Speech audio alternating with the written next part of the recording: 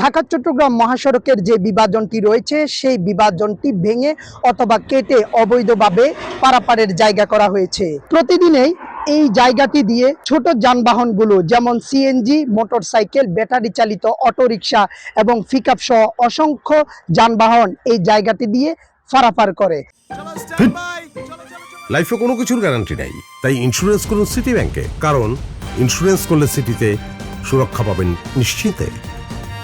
অথচ আমার পিছনে একটু গেলেই সেখানে ইউটার্ন রয়েছে, যেটি তারা ব্যবহার না করে এই অবৈধ জায়গাটি দিয়ে পারাপার হচ্ছে জীবনের ঝুঁকি নিয়ে, একদিক থেকে অন্যদিকে যাচ্ছে। প্রতিদিন সড়ক দুর্ঘটনার সংখ্যা জেনেও যথাযথ কর্তৃপক্ষের পদক্ষেপের অভিযোগ উঠেছে।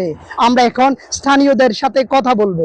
স্থানীয় সিএনজি ড্রাইভাররা আছে, ওনারা নিজেরাই করছে।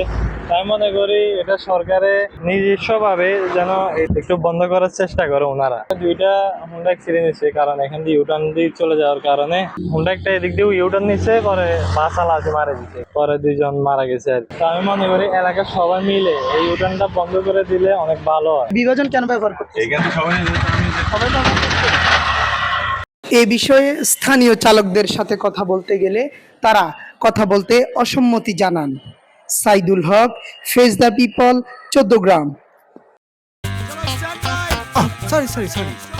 লাইফে কখন কি হয় গ্যারান্টি আছে, তাই ইন্স্যুরেন্স করুন সিটি ব্যাংকে, কারণ ইন্স্যুরেন্স করলে সিটিতে সুরক্ষা পাবেন নিশ্চিন্তে।